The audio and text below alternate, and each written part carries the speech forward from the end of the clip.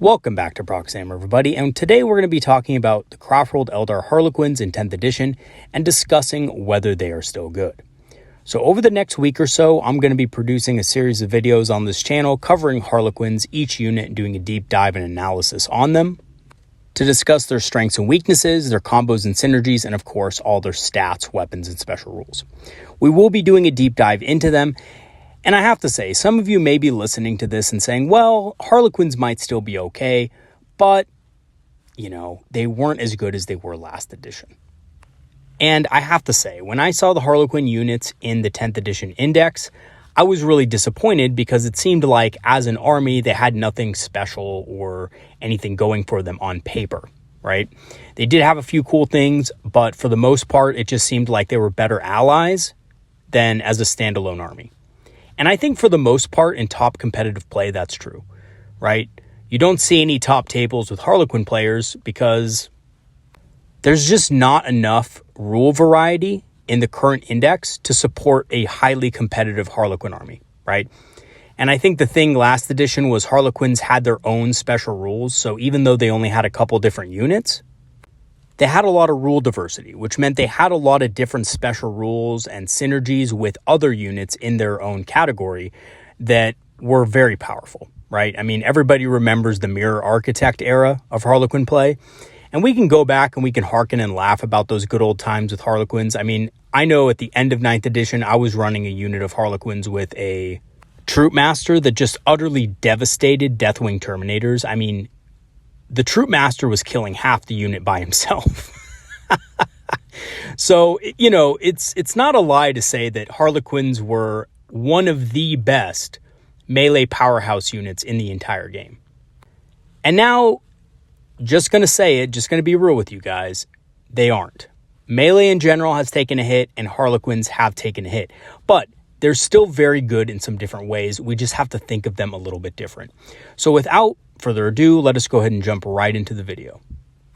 So first, just a quick overview of what we're going to be talking about today. We're going to be talking about what Harlequins lost and gained in the transition to 10th edition. We're going to be doing a quick review of all Harlequin units. We're going to be talking about if Harlequins can still be effective as a standalone army. And lastly, my roadmap for my next series covering Harlequins, which we are going to cover all the units in depth, and the series is going to recap basically with a video on an all Harlequin list. Okay, so let's travel back in time for a second and kind of look at what the Harlequins lost and gained in 10th edition. So let's look at the positives first, as always. They did gain their 4+ invul save back army-wide. Every single Harlequin model has a 4+ invul save now. Their cost was reduced pretty much across the board, so Harlequin units are much cheaper altogether. And they can be targeted and affected by most abilities and buffs in the index. So the other thing is that Harlequin units in 9th edition could not be affected by Runes of Fate and things like that. They can only be affected by the specialized Harlequin psychic powers, but now they can be basically targeted by anything. So that does open up some different combos and synergies that they can be a part of that they couldn't be a part of last edition. So that is something to consider. However, they did lose a lot, and I think it would be understating it and underselling it if I just told you guys, oh, they're perfectly fine, right? They did actually lose a lot in this edition, so let's go ahead and talk about that real quick.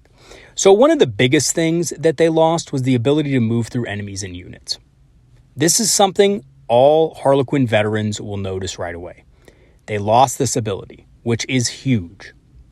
And this means they're much easier to screen out, so getting at those vulnerable targets is going to be much more difficult for Harlequins to do. Most units also cannot advance and charge. Some still can. I know the Solitaire can, and also the Shadow Seer can do it with her unit, but otherwise, it's not army-wide anymore, right? Army-wide, Harlequins do not have advance and charge, which does hurt their threat range considerably. They have less base melee damage, which means that without support, they're not going to be able to punch as hard. A Harlequin unit without a character attached is just not going to deal the damage that it once was able to. They also lost abilities making them hard to target. So I think this is one of the biggest things, right?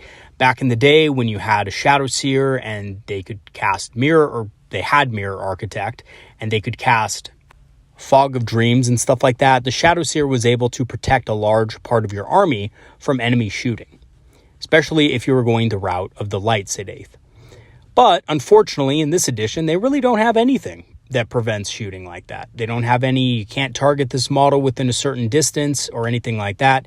The closest you can get to that are the lone operatives, the Solitaire and the Death Jester, which do have the lone operative ability. And yes, both of those models are very good because of that. But other than that, you don't really have a lot in the way of protection. And it's probably one of the reasons why GW decided to give them back their 4+ invul save.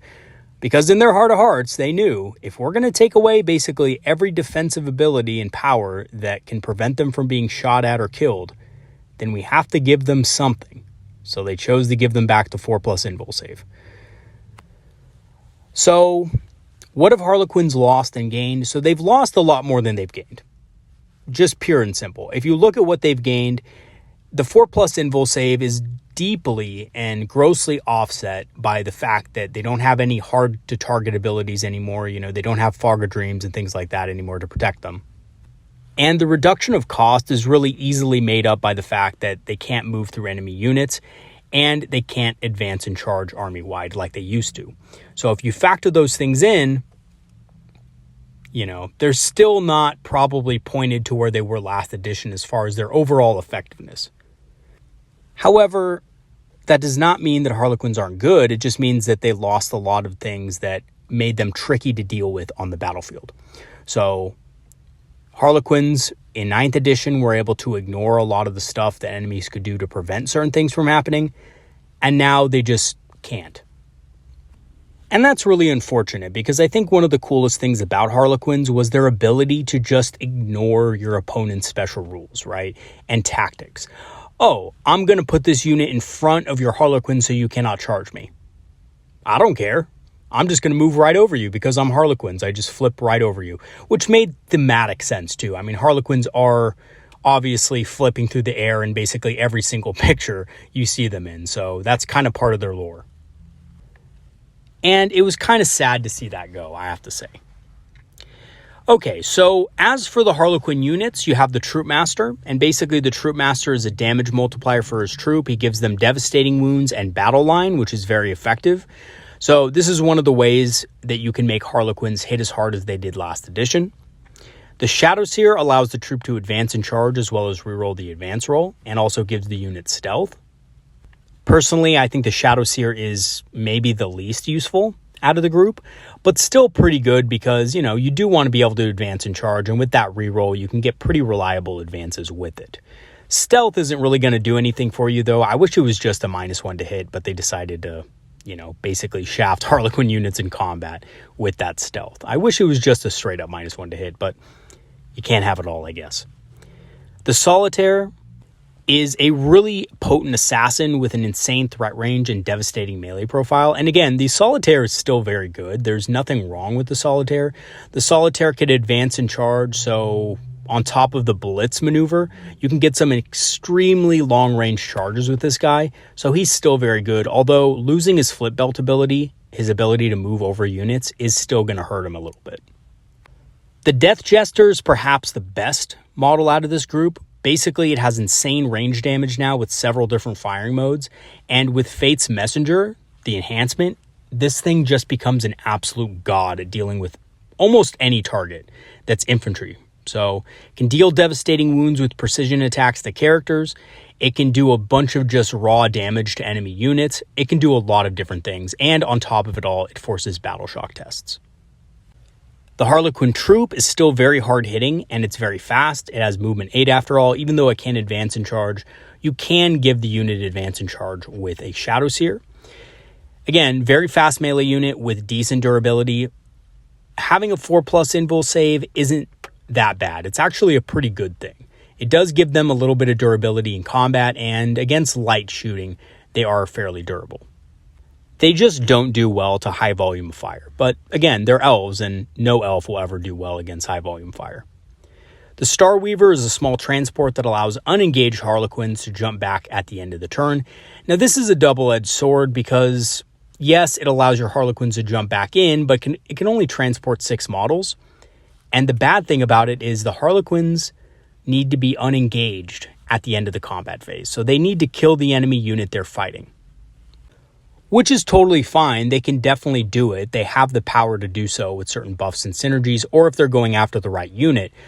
But it's just a little bit harder to kind of manage than it was last edition, because last edition there was a stratagem for it, and you could basically just do it right after attacking. So, by the way, whether they were engaged or not, you could easily just hop them back in the transport with that stratagem. So even though they still kind of retain that ability, it's less powerful than it was. We have the Void Weaver, which is a light vehicle effective at killing vehicles and monsters. I think this thing is pretty good. I have no complaints about it. It wasn't as efficient as the Fire Prism when the index came out, but now that it's cheaper, I think it's at a decent level. It's not super competitive. It's not super OP or anything like that, but it's still pretty good and solid for its cost, if you keep it alive. And just keep in mind that it does also have a 4+ invul save, and that synergizes really well with things like Strands of Fate. We have Skyweavers, which are a versatile unit effective at cleaning up enemy infantry and vehicles with their haywire launchers. I think this unit is great. You can take them in a unit of 2, and they just do a great job cleaning up, remnants of enemy units, small enemy units that want to get into your deployment zone. They have really high speed, so they're able to deal with a lot of threats effectively. If your Bright Lances fail to kill a tank, these guys can come in with the haywire launchers and finish off that tank for you. They have high mobility, so can easily be able to do that. So yeah, that is the roster of Harlequin units, and it's not much. It's a very limited roster, which I think really affects them in a great way. And last edition, they had really diverse rules, so that wasn't really a problem. But because they lost a lot of their special rules, unit diversity is going to hit them pretty hard. So then the question becomes, can Harlequins still be effective as a standalone army? So you can definitely still run Harlequins as a standalone army. I incorrectly stated that at the beginning of this edition that maybe you wouldn't be able to even get to the amount of points you need to do it. But because the Troop Master makes Harlequin troops battle line, you can definitely do it. But they do lack the tricks that made them so good last edition. And that does hurt a lot because they don't have a very diverse roster, like I stated in the beginning of this video. So because they don't have that, and they also don't have the special rules diversity to kind of make up for it, they're kind of lackluster as a standalone army, and they're much better when used in conjunction with other Craftworld units who they can arguably gain more synergy with. And to give you an example of this, Harlequins jumping out of a Falcon is much more effective than Harlequins jumping out of a Starweaver, just because the Falcon's going to allow them to reroll wounds. It's going to give them the ability to basically proc a lot more devastating wounds if you have a Troop Master in the unit, and there's just a lot more synergy in that combination than there is with pure Harlequin units. Having said that, though, even though they're not super strong as a standalone army, I'm convinced you can still make a strong list with them. Will it be competing at top tables in grand tournaments? No, of course not, right? Because they just don't have the unit diversity or the amount of special rules and abilities that they had last edition to be able to do that effectively. But they're still really strong, and I think a lot of Harlequin units are good and effective at what they do. They just happen to be better when used in conjunction with Craftworld units. So unfortunately, that's the kind of state I think Harlequins are in. And I'm sorry to all you Harlequin players out there who are watching this and maybe hoping that this video would, shed some light on some OP strategy that you could use with Harlequins in the new edition. Unfortunately, I haven't even found that myself yet, but I think Harlequins can still be strong as an army overall. I just don't think they're going to be, top tier competitive. And that's fine, right? I mean, not all of us are playing for that. I'm certainly not playing for it. You guys know me. I've run a lot of fluffy type lists or theme-based lists because I find that particularly fun. I don't find running the same army over and over and over again and meta chasing particularly fun. And if you're not one of those players, then this doesn't matter, right? You can still run Harlequins as an army. You can still have fun with them. They can still be successful on the battlefield. They're just not going to be super, super competitive. Okay, so here's my roadmap for my next series covering Harlequins, because I do think there are several gems in this lineup that are extremely good and possibly some of the best in the Codex, like the Death Jester. I told you guys about this in my top 10 Eldar units video. The Death Jester was really up there because it's just such a good unit. And there are other good units as well in the Harlequin lineup. So over the next week or so, I'm going to be doing an in-depth guide on each Harlequin unit, just as I have done with the Aspects, the Corsairs, and the Outcasts. It's going to be done in pretty much the same way. I'm going to be reviewing them, going over their combos and synergies, all their stats and stuff like that. Basically just giving you a in-depth look at that unit and what it's good at. And at the end of the series, I'm going to be posting a review video covering an all Harlequin army that I will be playing several times over the next week. So I have several games planned already. I plan to play a few more. Hopefully, if I can pick up a game or two this week and next week, that'd be awesome. And that'll give me a good chance to kind of get a good feel of the army and how to run it effectively. And just a full disclosure, last edition, I wasn't the biggest Harlequin player. I played Harlequins a lot as allies. I really never played them as a full army before. Just because, I was so wrapped up in other stuff and other builds and things like that at the time that I really just didn't want to put my energy into learning a whole new army, which basically Harlequins were. Harlequins were a whole new army. They didn't run anything like Craftworlds, basically. There was a few similarities here and there, but it was mostly different. So I really didn't put a lot of energy into them in general, except for, taking them as allies. So this is going to be a little bit different for me. I know that the edition has changed. Harlequins work a lot differently than they did last edition. They have a lot less special rules and stuff like that. But I do plan on giving them a go and seeing what I can do with the army. And yes, most of it will be proxied. I don't have a full 2,000 point army of Harlequins. But, at least that'll give you guys an idea of what Harlequins could be in this edition. And after the series, I also have several subscriber suggestions to do. I am going to do a video on combat patrol and how to build a list. I'm going to do a video on army building in general. And I'm also going to do a review of all of our Legends units. I know that may not really matter to a lot of you because Legends units can't be used in competitive or matched play. But I think there's a lot of cool kind of Legends units that, would be fun to talk about. So I'm going to do a video on that eventually after this series. And I'm especially excited to talk about the Bone Singer because I think if you are just a casual player running a Wraith style army, I think a Bone Singer is like the perfect inclusion in your list. I really do like it a lot. So definitely stay tuned for that video, but it is going to be after this series at some point, just so I can, kind of get a better feel for the Legend stuff. All right, so in conclusion, Harlequins did take a big hit from 9th to 10th, largely because of all the insane shenanigans they lost. And I don't think this is really arguable, right? I mean, we can't really argue that Harlequins didn't take a hit this edition. I think all of us can agree on that. I mean, and if you think about it, even in terms of the rules of the game, game-wide, combat got nerfed, right? And that didn't help the Harlequins at all. However, individually, most Harlequin units are still great. They just don't function as well as the standalone army anymore because they have the problem of not having enough unit diversity and not having enough special rules and abilities to make up for that lack of diversity. But that also doesn't mean that you can't still run them as a standalone army. They're just not going to be top tier.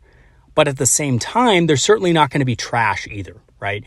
Even a full Harlequin army, I don't think would be trash. I think it would be actually better than a lot of stuff out there.